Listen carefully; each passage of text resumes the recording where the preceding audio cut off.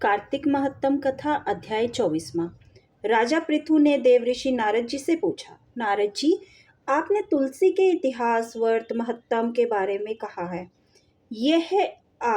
यह बताने की कृपा करें कि क्या इस कार्तिक मास में और भी देवताओं का पूजन होता है, यह भी मुझे समझाकर कहिए।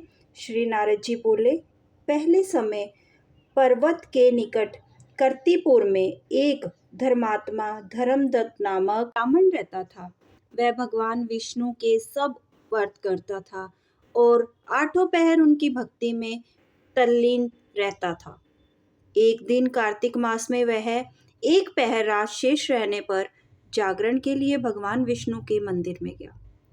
वह हर प्रकार की सामग्री लेकर पूजा करने के लिए जा रहा था कि उसने मार्ग में एक बड़ी भयंकर राक्षसी को देखा, जिसके की बड़े बड़े दांत थे, लपाती हुई जीभ थी, बड़े बड़े लाल लाल नेत्र थे, जिसका शरीर नंगा था, मांस रहित था।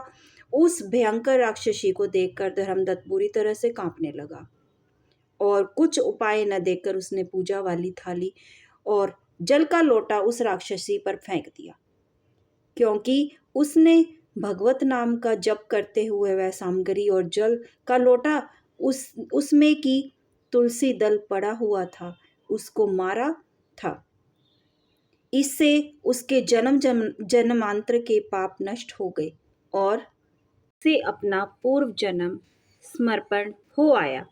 वह हाथ जोड़कर धर्मदत्त के चरणों में गिर पड़ी और उसने कहा, हे विप्र, मैं पूर्व जन्म के कर्मों के फल से इस अवस्था को प्राप्त हुई हूँ। नारद जी ने कहा, हे राजन, उसको इस प्रकार प्रणाम करते देखकर अति विस्मित होकर धर्मदत्त ने पूछा, तेरी यह अवस्था किस कर्म के फल से हुई है? तू पूर्व जन्म में कहाँ रहती थी और तेरा कैसा चरित्र था? यह सब कुछ तू मुझे बता। उस राक्षसी ने, जिसका नाम कलहा था, उसने कहा, हे ब्राह्मण शो, राष्ट्र में भिक्षुक नामक एक ब्राह्मण रहता था। मैं उनकी पत्नी थी। मेरा स्वभाव बड़ा ही निष्ठुर था। मैं अपने पति का कभी भला नहीं चाहा, न कभी उसे अच्छा भोजन और मिठाई ही खाने को दी। मैं प्रतिदिन उनसे लड़ती झगड़ती रहती थी। मुझे इस प्रकार की लड़ाका देखकर तथा नित्य प्रति की क्लेश से तंग आकर मेरे पति ने दूसरा विवाह करने का निश्चय किया। यह सुनकर कि मेरा पति दूसरा विवाह कर रहा है, मैंने उसके दूसरे विवाह करने से पहले ही विष खाकर आत्महत्या कर ली।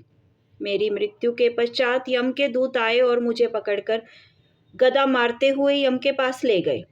यमराज ने मुझे देखकर चित्रगुप्त से कहा, हे चित्रगुप्त, इसने क्या कर्म किया है? जो भी कर्म इसने किए हैं, अब इनको उसका फल भोगना होगा।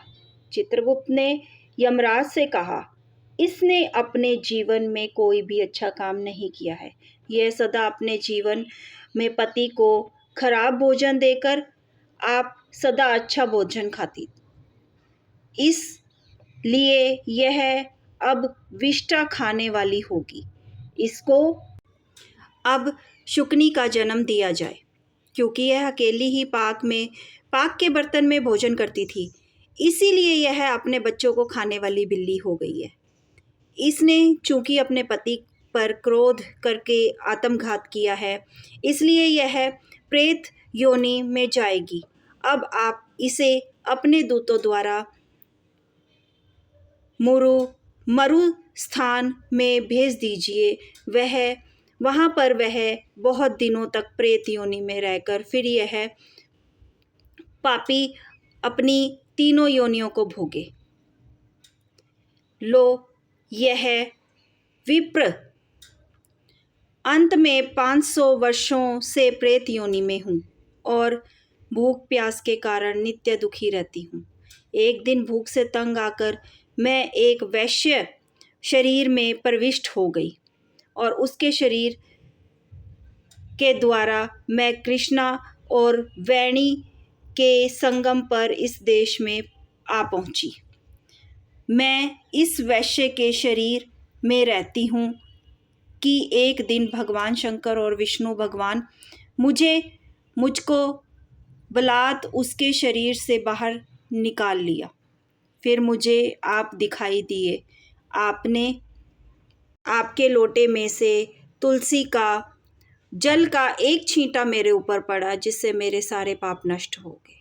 हे द्विजोत्तम, अब आप मुझे यह बताइए कि आगे होने वाली तीनों योनियों में और प्रेत देह से मेरी मुक्ति किस तरह होगी। धर्मदत्त कलह की बात सुनकर और उसके पिछले कर्मों और उसकी वर्तमान अवस्था को देखकर बड़ा दुखी हुआ। उसका दुख देखकर चित्त पिघल गया। फिर उसने दुखित भाव से कहा। इस प्रकार से कार्तिक माहत्म्य का 24वां अध्याय संपन्न होता है। इस अध्याय में बताया गया है कि हर स्त्री को अपने पति का सम्मान करना चाहिए, इज्जत करनी चाहिए, नहीं तो राक्षस की योनि प्राप्त होती है। अगर आपको मेरा ये वीडियो अच्छा लगा हो तो प्लीज़ जो है लाइक, कमेंट, शेयर अवश्य करें। धन्यवाद, शुक्रिया।